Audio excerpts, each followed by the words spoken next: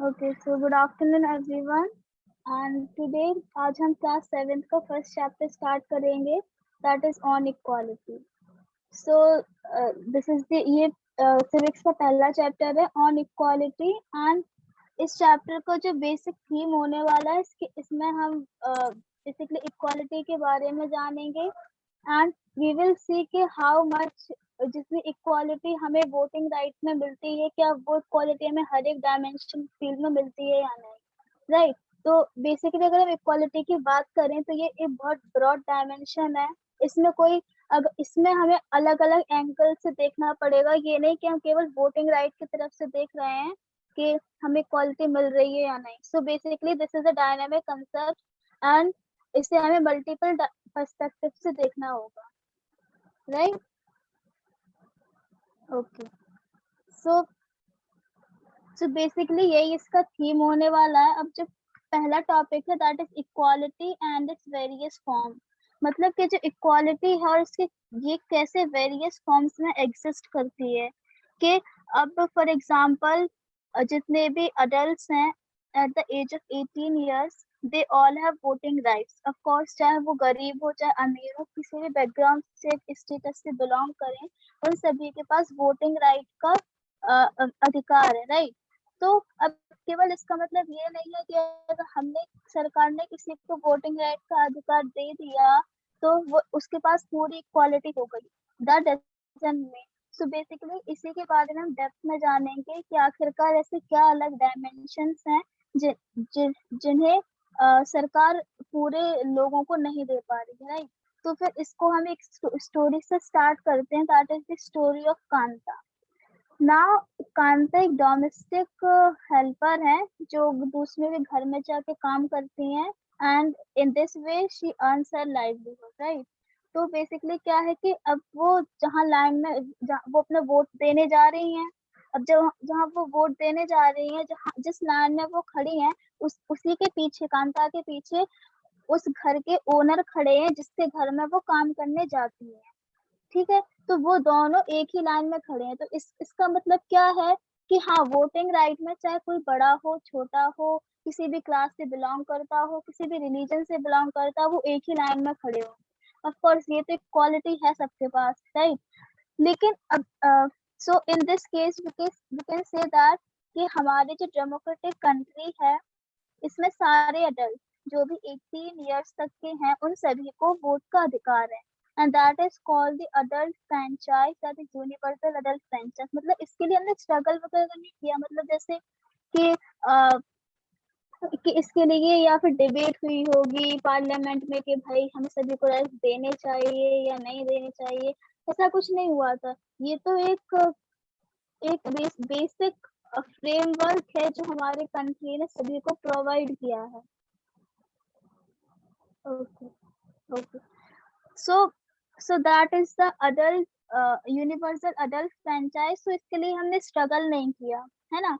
And ये सभी को जितने भी अडल्ट्स हैं up to 18 years they all have the rights. So हाँ, so equality basically it implies the ability of similar rights and privilege. मतलब जो राइट्स आप बड़े क्लासेस को दे रहे हो वही राइट्स छोटे क्लासेस के भी पास होने चाहिए. लेकिन अगर ये क्वेश्चन में पूछा जाए ना कि क्या क्या हमारे इंडिया में हर एक डायमेंशन में हर एक स्फीयर में सभी को राइट्स मिल पा रहे हैं ना, तो आंसर में बड़ा सा नो लिखना है, क्योंकि ऐसा कुछ नहीं हो रहा है. आप देखोगे गवर्नमेंट हॉस्पिटल्स हैं, प्राइवेट हॉस्पिटल्स हैं. अब वहाँ अब वही दूसरी स्टोरी जब हम पढ़ेंगे ना, that is of Kanta he only. तो बेसिकली दूसरी स्टोरी में क्या होता है कि जो कांता की डॉटर होती है वो बीमार पड़ जाती है ना. अब कांता की डॉटर बीमार पड़ जाती है. सिंस कांता के पास इतने सारे पैसे नहीं होते कि वो अपनी डॉटर को एक अच्छे से प्राइवेट हॉस्पिटल में इलाज करवा सके, राइट. तो क्या करना पड़ता है, उसे गवर्नमेंट हॉस्पिटल में जाना पड़ता है ना. अब अब जैसे वो गवर्नमेंट हॉस्पिटल में जाती है वहाँ बहुत सारी लाइन हो, मतलब लाइन वाइज जाना पड़ता है ना कि इस काउंटर में इतनी भीड़ है, इस काउंटर में इतनी भीड़ है. तो बेसिकली बहुत टाइम कंजम्पशन होता है. प्लस जब उसी वक्त वो अपने ओनर के बारे में सोचती है, जहाँ वो काम करती है, घर में वो काम करती है, उसके मालिक के बारे में सोचती है कि यार उनके बच्चों को जब भी कुछ बीमार होते होंगे तो वो लोग तो इतने फ्री में, मतलब ऐसे आसानी से मैच करवा लेते हैं, because they just have rupees, उनके पास पैसे हैं, हमारे पास पैसे नहीं है। तो ऑफ कोर्स ये तो इनइक्वालिटी है ना, इनइक्वालिटी डू एग्जिस्ट, राइट। थोड़ा स्लाइड चेंज करना।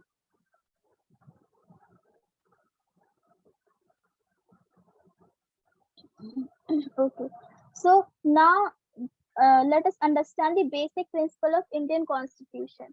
कि जो हमारा संविधान है वो क्या कहता है इक्वालिटी के बारे में, कि ये एग्जिस्ट कर, मतलब जो अभी मैंने बताया वो सही है या गलत है, तो हम इसके बारे में एक ग्लैंस लेते हैं, राइट।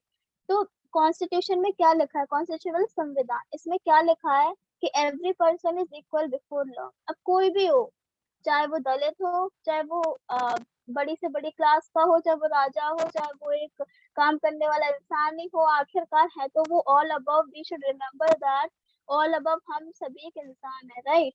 तो ये, तो हर एक पर्सन लॉ के आगे इक्वल है। चाहे अगर अगर आपके राइट्स वायलेट हो रहे हैं ना, तो भी अगर आप कोर्ट में जाओगे तो आपको जस्टिस जरूर मिलेगी। इट्स जस्ट दैट कि पीपल जाते नहीं है क्योंकि उनमें अवेयरनेस नहीं होती है ना। So and the second one is that no person can be discriminated against on the basis of caste, religion and creed etc. अब दूसरा क्या प्रिंसिपल है कि कोई भी पर्सन के साथ हम भेदभाव नहीं कर सकते ऑन द बेसिस ऑफ, चाहे वो किस कास्ट से बिलोंग करे, किस रिलीजन से बिलोंग करे, किस क्रीड से बिलोंग करे, राइट। फॉर एग्जाम्पल अगर मैं दलित से बिलोंग करी तो इसका मतलब ये नहीं है कि मुझे एजुकेशन नहीं मिलेगा। अगर आप मुस्लिम से बिलोंग करते हो तो इसका ये मतलब नहीं है कि आपको रेंट पे हाउस वगैरह नहीं मिलेगा। आगे हम एक स्टोरी देखेंगे ना, उसमें ऐसा ही होता है। तो बेसिकली जो इनइक्वालिटी एग्जिस्ट करती है ना, वो वेरियस फॉर्म्स में एग्जिस्ट करती है। अब जो वेरियस फॉर्म्स में किस किस फॉर्म में एग्जिस्ट करती है वो हम आगे देखेंगे स्टोरी। थर्ड बेसिक प्रिंसिपल क्या है कि every person has access to all public places including parks, hospital, shops etcetera. अब देखो, सभी लोगों को पब्लिक प्लेसेस में वो एक्सेस है कि हाँ, चाहे तुम दलित से हो, चाहे तुम क्रिश्चियन हो, चाहे तुम सिख हो, या चाहे तुम लोअर क्लास से बिलोंग करते हो या अपर क्लास से बिलोंग करते हो, पार्क सबके लिए ही है। ऐसा थोड़ी ना है कि पार्क में बाहर लिखा होता है कि नहीं यहाँ इनकी एंट्री अलाउ नहीं है। हाँ, वो अलग बात है कि एनिमल्स की एंट्री अलाउ नहीं होती, जस्ट क्योंकि hygiene right place. But that doesn't mean कि तुम किसी की बेसिस पे तुम उसे डिस्क्रिमिनेट करके उस चीज को एक्सेस ना दोगे। जैसे अगर तुम हिस्ट्री में, मतलब सिविक्स की हिस्ट्री पढ़ोगे ना, तो उसमें क्या होता था कि जो दलित लोग होते थे उन्हें एजुकेशन ही नहीं मिलता था, उन्हें पब्लिक पार्क्स, उन्हें टेम्पल्स में जाने की इजाजत नहीं थी, क्योंकि बस रीजन क्या था, क्योंकि वो दलित से बिलोंग करते हैं। अब दलित से बिलोंग करते भी नहीं हो बस, बल्कि ये जो सोसाइटी की प्रेजुडिस थिंकिंग थी कि हाँ, सोसाइटी ने उन्हें ऐसा नेम दे दिया था, right. The fourth one is that untouchability shall be an offense punishable in accordance with the law। देखो, जो अनटचेबिलिटी जो हमने सिक्स क्लास में पढ़ा था, सिक्स क्लास का फर्स्ट चैप्टर ही है ये वाला अनटचेबिलिटी वाला। इसमें बेसिकली क्या छुआछूत वाला है कि हाँ, दलित वगैरह जो छोटे वगैरह क्लासेस के होते हैं ना, उनके साथ बड़े लोग छुआछूत करते हैं। ठीक, क्यों? उनमें क्या, उनमें कुछ वैसा अलग है जो जो हम में नहीं है, या जो हम में कुछ ऐसा अलग है जो उनमें नहीं है तो सेम ही ना। But just because of colour skin, कि भाई हमारे पास अपॉर्चुनिटीज हैं, उनके पास अपॉर्चुनिटीज नहीं है, बस यही सब चीजें से कास्ट जो ये होते हैं ना कि सोसाइटी राय का पहाड़ बना देती है इन सभी चीजों से, कि भाई केवल वो एजुकेशन नहीं मिल पा रहा ना, तो हम कह देंगे उससे क्या वो बहुत गरीब है, ऐसा वैसा। सो बेसिकली इसका मतलब ये है कि untouchability shall be an offence punishable in accordance with the law. कि अगर अभी भी प्रेजेंट सिनेरियो में हम किसी के साथ भी भेदभाव करते हैं ना, तो लेट मी मेक श्योर कि उससे पता हमें पनिशमेंट भी हो सकती है, क्योंकि ये एक ऑफेंसिबल क्राइम माना गया है, जो इंडियन कॉन्स्टिट्यूशन में एक बेसिक प्रिंसिपल के जैसा देखा गया है, right. So these were the 4 basic principles of Indian constitution. Okay, Gaurav, change the slide.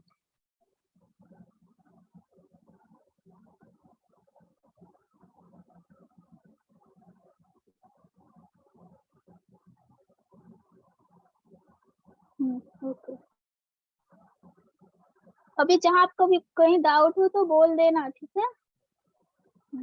अब हम जो अदर काइंड्स ऑफ इक्वालिटी की बात कर रहे थे कि किन अलग अलग स्पेस में भी इनइक्वालिटी एग्जिस्ट करती है, सो that is political, social and economic. अब पॉलिटिकली एग्जिस्ट करती है, सोशली भी एग्जिस्ट करती है, इकोनॉमिकली भी एग्जिस्ट करती है। तो अब ये पॉलिटिकली कैसे एग्जिस्ट करती है? पॉलिटिकली कि हमने किसी को रिलीजन के बेस पे वो करवा दिया कि हाँ भाई रिलीजन के बेस पे हमने इनइक्वालिटी एग्जिस्ट करवा दी। किसी में हमने इकोनॉमिकली बेसिस पे करवा दी कि तुम अच्छे बैकग्राउंड से बिलोंग करते हो, हम वैसे low class, so called lower class background से बिलोंग करते हैं। सोशली भी कोई कोई इनइक्वालिटी एग्जिस्ट करवा देते हैं, राइट।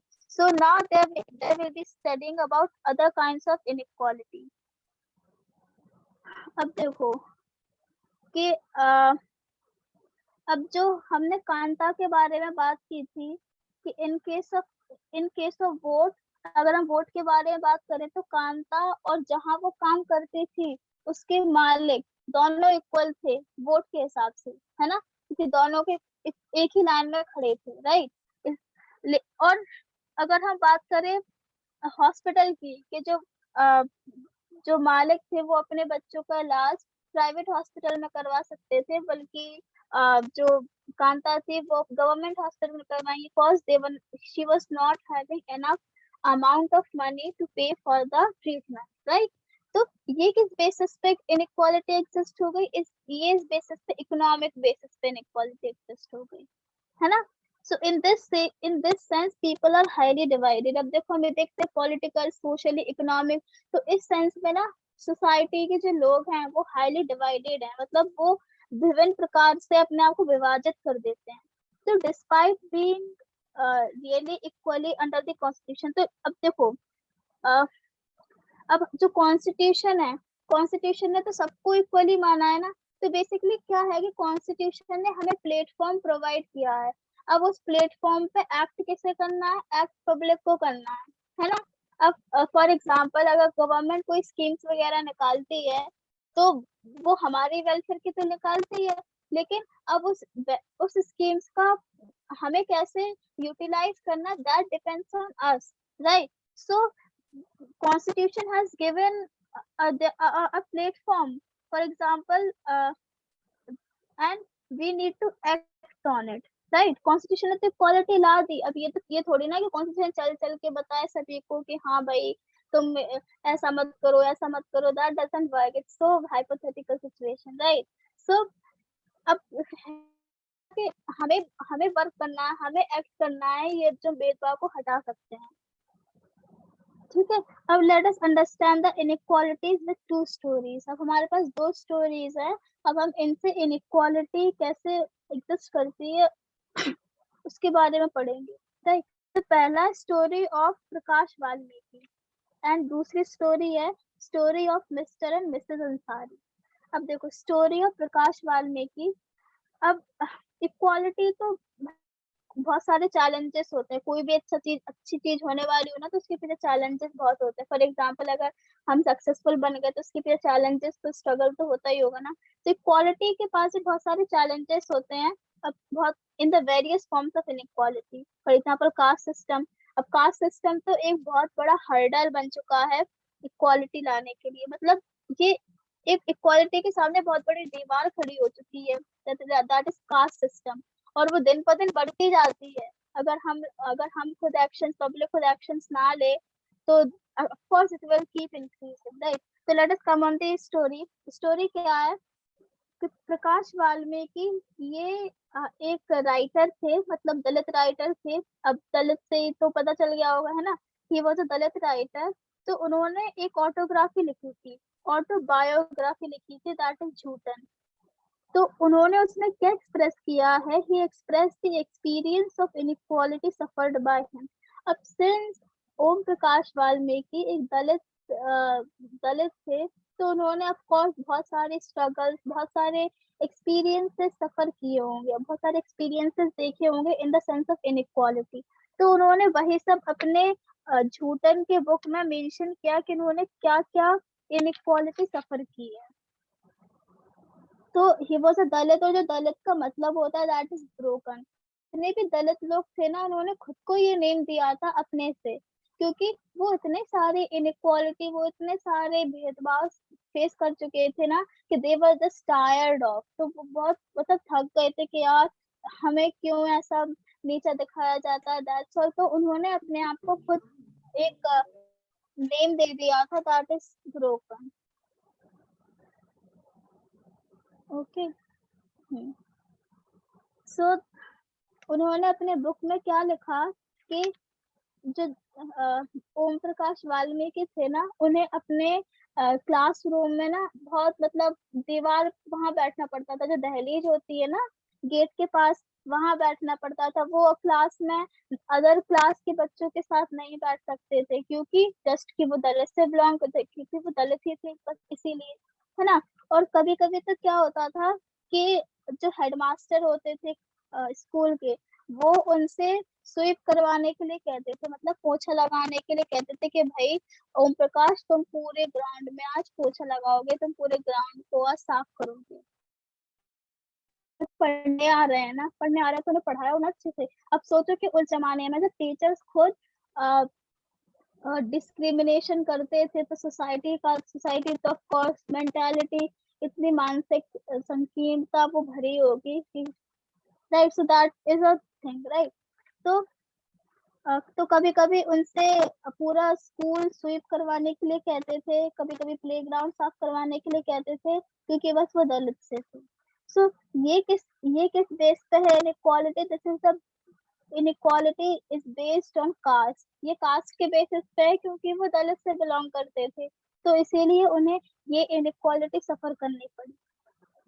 अब ये बहुत दिनों तक कंटिन्यू रहा, बहुत दिनों तक कंटिन्यू रहा। तो जब उनके पापा आए, उन्होंने उन्हें देखा ऐसा करते हुए, जब वाल्मीकि के पिताजी आए, तो वाल्मीकि ने अपने बेटे को ऐसे साफ करते हुए देखा, तो उनके पिताजी उन्हें वापस घर पर ले गए, ये कह के कि आखिरकार जब आप खुद डिस्क्रिमिनेशन करेंगे, आप खुद कास्ट बेसिस पे मतलब रूल्स को तोड़ेंगे, तो of course the society is going to be like that, है ना। तो अब इससे इस पूरी स्टोरी से क्या समझ में आता है कि we should understand the discrimination and exclusion which Om Prakash faced on caste basis. मतलब ये स्टोरी हमें ये बताती है कि ओम प्रकाश वाल्मीकि ने जो डिस्क्रिमिनेशन फेस किया है just on the basis of caste. So this system was called the caste system and it is based on, ये किस पे बेस्ड था? inequality, मतलब कास्ट के बेस, कास्ट पर बेस्ड था ये इनइक्वालिटी। ठीक है, यहाँ तक कोई डाउट है? ओके नो दी। ओके, कोई भी हो तो बता देना, ठीक है। Now the second story, story of mister and Mrs Ansari. अब ये अंसारी एक सरनेम है, अब अंसारी मुस्लिम से बिलोंग है, तो वो देखते हैं कि इन्होंने कैसे सफर की inequality. Okay, so this story tried to explain the inequality based on religion. Of course, ये जो स्टोरी है कि ये हमें जो इनइक्वालिटी है वो किस बेसिस पे बताएगी? रिलीजन के बेसिस पे, धर्म के बेसिस पे, कि भाई जो वो पीपल है वो मुस्लिम से बिलोंग करते हैं, ये पीपल हिंदू से बिलोंग करते हैं, तो हम उनके बीच में इनइक्वालिटी करेंगे, है ना। तो ये वाली ये बताती है, जैसे Hindu Muslim these all are the religion. अब बेसिकली स्टोरी कैसे स्टार्ट होती है कि मिस्टर एंड मिसेस अंसारी, ये they were looking for an apartment, मतलब ये कहीं सिटी में एक हाउस रेंट पर लेने की सोच रहे थे, मतलब हाँ, मतलब खुद का हाउस नहीं बट दूसरे मालिक जैसे होते नहीं है कि रेंट पर हाउस लेने की सोच रहे थे। सो उन्होंने डीलर को कांटेक्ट किया। सो अब वो डीलर ने उसे उन लोगों को, मिस्टर मिसेस अंसारी को अपार्टमेंट्स दिखाए। एंड जो ओनर था, मतलब जो मालिक था उस अपार्टमेंट का, उसने उन्होंने मिस्टर एंड मिसेस को जो घर था, जो कमरा था, उसे रेंट पर देने के लिए मना कर दिया। अब केवल this was just an excuse, ये केवल एक्सक्यूज था, कैसे इररिलेवेंट, इलॉजिकल ऐसा एक्सक्यूज था कि भाई आप लोग मुस्लिम हो ना, तो आप लोग मांस मछली जरूर खाते होगे, है ना। ये कोई एक्सक्यूज है, of course it's illogical excuse, है ना। तो हाँ, तो उन्होंने जो मालिक था उन्होंने कहा कि आप लोग मुस्लिम से बिलोंग करते हो तो you people must be eating meat, है ना, ऐसे किया। तो लेकिन अगर वैसे बात करें मिस्टर मिसेस अंसारी को, वैसे भी जो भी अलग दूसरे लोग रह रहे थे, चाहे वो हिंदू हो, क्रिश्चियंस हो, एक्सेट्रा, तो जो भी अलग लोग रह रहे थे, तो वहाँ कुछ मछली की खुशबू आ रही थी, तो ऑफ कोर्स के वहाँ भी मीट बन रहा होगा, है ना, जो अलग लोग रह रहे होंगे, तो of course this was a nonsense excuse, right. तो बस उनका इंटेंशन क्या था,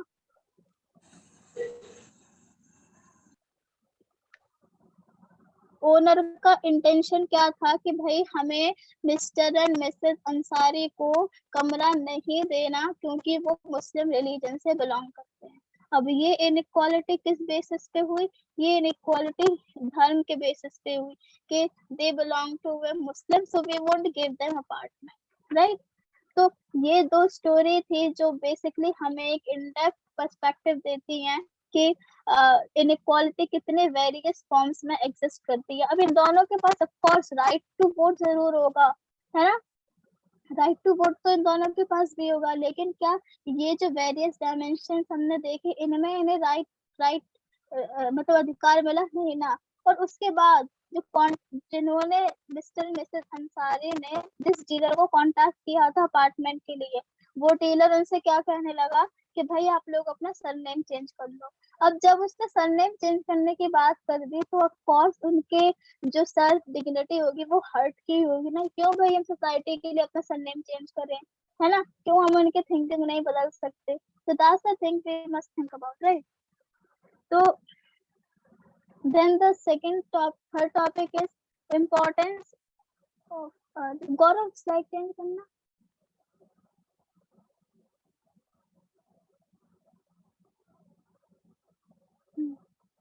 ओके, हाँ उससे पहले ये वाला टॉपिक कवर कर लेते हैं, political equality that is universal adult franchise, जो हमने फर्स्ट टॉपिक में पढ़ा था, है ना। तो in our country the power of one vote is same, of course कि चाहे मतलब अगर एक पर्सन वोट दे रहा है और दूसरा पर्सन भी वोट दे रहा है तो उन दोनों के वोट सेम होंगे। ये थोड़ी ना है कि वो हिंदू से बिलोंग करता है तो भाई हम उनके वोट को ज्यादा सम्मान देंगे और जो पर्सन मुस्लिम से बिलोंग करता है हम उसके वोट को कम सम्मान देंगे, ऐसा कुछ नहीं है। कॉज ये प्रिंसिपल है, बेसिक प्रिंसिपल है कॉन्स्टिट्यूशन में लिखा कि everyone is equal before law.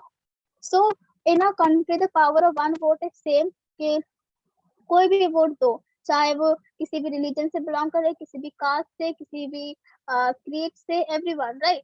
तो सबका वोट इक्वल माना जाएगा, this is the first thing. So be it a rich, a powerful, a common or a poor, the value of each vote will be same, कि चाहे वो कोई बहुत अमीर हो, कोई बहुत पावरफुल हो, कोई कॉमन मैन तक क्यों ना हो या कोई पुअर तक क्यों ना, सभी के वोट को इक्वल सम्मान दिया जाएगा, है ना। तो अब इसका मतलब क्या है, it means that if two people one rich and one poor are voting, the count of votes will be two only. अगर हम काउंटिंग की बात करें वोट्स की, कि चाहे एक रिच ने दिया एक पुअर ने दिया, तो काउंटिंग तो वही रहेगी ना, दो ही होंगे ना, ये थोड़ी ना कि रिच का हम 3 कंसीडर कर लेंगे और पुअर का एक ही कंसीडर कर लेंगे। No, cause votes are same, right. So in order to ensure the equality of all in a democratic nation, universal adult franchise can be said to be the stepping stone. अब देखो, universal adult franchise वैसे तो एक बहुत बड़ा initiative था, मतलब बहुत अच्छा इनिशिएटिव लिया गया था गवर्नमेंट के द्वारा, जिससे कि हम इक्वालिटी को इंश्योर कर सकें। ओके, अब 18 तक ही क्यों किया, क्योंकि हम 18 तक बच्चे काफी समझदार हो जाते हैं, जिससे कि वो अपने गवर्नमेंट सोच समझ के चुन सके, है ना। अगर हम 14 तक करते थे, 12 तक करते थे, तो ऑफ कोर्स उसमें उतनी मेच्योरिटी नहीं होती बच्चों में कि वो अपने गवर्नमेंट अच्छे से चुन सके, क्योंकि जितनी अच्छी गवर्नमेंट होगी उतना अच्छा काम पे, उतनी अच्छी सर्विस होंगी, उतनी अच्छी हमारी मतलब पॉलिटिकल, इकोनॉमिकल और हर एक फेस से डेवलपमेंट देखने को मिलेगा। So the idea of universal adult franchise is based on the idea of equality, because it states that every adult in the country, irrespective of their wealth and community he or she belongs, has a right to vote. अब वही है कि जो universal adult franchise है ये किस basis पे है, ये इक्वालिटी के आइडिया के बेसिस पर है। क्योंकि हर एक स्टेट में, मतलब हर पूरी कंट्री में, मतलब पूरे वर्ल्ड में भी हम देखते हैं कि every adult in the country irrespective of their wealth, कि चाहे कितनी वेल्थ हो उनके पास, चाहे किसान से राजा क्यों ना हो, या फिर कम्युनिटी कोई सी भी कम्युनिटी से वो बिलोंग करे, सभी के पास राइट टू वोट है। सो ये अगर आपको इन डेप्थ में समझना हो, जो मैंने स्टोरी बताई, story of Kanta and mister Mrs Ansari, इससे आप रिलेट कर सकते हैं, राइट। अब नेक्स्ट टॉपिक है इम्पोर्टेंस ऑफ रिकॉग्नाइजिंग डिग्निटी। ये जो अभी मैंने मिस्टर एंड मिसेस अंसारी की बात की थी कि भाई कॉन्ट्रैक्ट डीलर ने कह दिया उनसे कि आप अपना सरनेम चेंज कर लो, सरनेम चेंज कर लेंगे तो उन्हें रेंट तो भले ही मिल जाएगा, हाँ कमरा उन्हें मिल जाएगा, लेकिन उनकी डिग्निटी तो हर्ट हुई है ना। अगर मैं आपसे ही बोलूं कि आप अपना सरनेम चेंज कर लो, तो ऑफ कोर्स उसके लिए कोई रेडी नहीं होगा, क्योंकि ये खुद की डिग्निटी होती है, जिससे समाज आपको जानता है ना, तो वो आप कैसे चेंज कर सकते हो, राइट। तो the reason behind the unequal treatment, अब जो ये हमने दो स्टोरीज देखी थी कांता की एंड वाल्मीकि जी की, तो इनके पीछे रीजन क्या था कि वो अनइक्वल ट्रीटमेंट सफर कर रहे थे। कि ओम प्रकाश वाल्मीकि में तो कास्ट था, और मिस्टर मिसेस अंसारी में रिलीजन था, राइट। तो इन्हीं सब के पीछे यही कुछ कारण होते हैं जिनकी वजह से इनइक्वालिटी एग्जिस्ट करती है। अब now when persons are treated unequally, their dignity is violated. Of course ये तो एक कॉमन सेंस की बात है, जब भी आप किसी को अनइक्वली ट्रीट करोगे ना, तो उसकी डिग्निटी हर्ट होती है। अब इवन अगर आप मतलब क्या होता है कि फॉर एग्जांपल अगर आप किसी को भी अनइक्वली ट्रीट करोगे ना, तो वो बच्चा या कोई भी हो, वो क्या सोचता है कि यार मैं तो इनसे बहुत छोटा हूँ, वो अपने आप को यूजलेस समझने लगता है। जबकि हमें सबको ये रियलाइज करवाना चाहिए कि एवरीवन हैज पोटेंशियल, मतलब हर कोई यूनिक होता है, राइट। तो जब भी आप किसी को अनइक्वली ट्रीट करोगे ना, तो वो अपने आप को आपसे कम समझेगा, वो ये समझेगा कि यार मैं तो यूजलेस हूँ। तो वो जो कर सकता था ना, वो भी नहीं कर पाएगा। वो जिस लेवल तक पहुंच सकता था ना, क्योंकि लोग उसे अनइक्वली ट्रीट कर रहे हैं, लोग उसे सपोर्ट नहीं करेंगे, तो ऑफकोर्स वो उस लेवल तक नहीं पहुंच पाएगा। So that is why we should treat everyone equal, चाहे वो एक बच्चा सड़क पर खिलौना ही क्यों ना बेच रहा, overall he is a person, right. He is a, मतलब वो इंसान ही है ना, तो इंसान की इंसानियत तो दिखानी चाहिए, राइट। ओके। तो इसी की वजह से कि अगर किसी की डिग्निटी वायलेट होती है, तो ही और शी फील्स दैट ही और she is less than equal, मतलब कि वो जो हो सकता था ना, उससे भी वो अपने आप को बहुत कम मापने लगता है दूसरों के हिसाब से, है ना। और इसी के अगर हम देखें तो सारे बहुत, अगर डेटा अगर हम देखें तो मतलब this is just out of syllabus कि जो सोसाइटल हमें मिलती हैं चीजें, क्योंकि वो अपने आप को एक दूसरे से कंपेयर करने लगते हैं, एक दूसरे को किसी बेसिस पे मापने लगते हैं। सो दैट शुड, मतलब एक थ्रेट की तरह सामने आया है पब्लिक। ओके। सो वही स्टोरी रिकॉल करो, ओम प्रकाश ओम प्रकाश की और अंसारी की, जिन्होंने डीलर ने अंसारी जी से कह दिया कि आप भाई अपना सरनेम ही चेंज कर लो, तो उनसे उनकी डिग्निटी हर्ट हुई है। सो बेसिकली इस पूरे का क्रक्स क्या है, ये सब स्टोरी बताने का, रिकॉग्नाइजिंग डिग्निटी का, इन सब का क्रक्स है कि भाई everybody deserve the same respect and dignity. Of course हर सभी लोग एक सेम रिस्पेक्ट और डिग्निटी डिजर्व करते हैं। हम अपने में भी देख लें, अगर प्रेजेंट सिनेरियो में भी देखें ना, कि क्या होता है कि हाँ अगर हमारे घर में कोई दिल्ली से आया ना, कोई बड़े बड़े शहर से आया, तो हम उसे कितना मतलब हार्टफुल वेलकम देते हैं, हम उसे अच्छे ग्लास में पानी वगैरह देते हैं, मतलब it's just a general thing which I am telling. और अगर अगर कोई किसान भी हमारे घर में आया ना, तो हम उन्हें अच्छे से ट्रीट नहीं करते, that is a better truth. वो ऑफकोर्स एक कड़वा सच है। ओके। सो अगर हम सभी को सेम रिस्पेक्ट और डिग्निटी के साथ देखें जो वो डिजर्व करते हैं, सो ये एक that is a true sense of equality, ये एक इक्वालिटी जो ट्रू सेंस में है, राइट। सो तुम लोग आई थिंक नेक्स्ट क्लास भी होगी, so we will wind up here. यहाँ तक किसी को कोई क्वेश्चंस हैं? नो दी। ओके। अब अगली बार अगर जो हम इक्वालिटी इंडियन डेमोक्रेसी स्टार्ट करेंगे तो कोई भी क्वेश्चन हो तो वो मुझे कल बता देना, जिससे कि क्वेश्चन पे साइमल्टेनियसली डिस्कस हो जाए। ठीक है, तो यहीं पर हम खत्म करते हैं। Bye bye, take care. Thank you दीदी।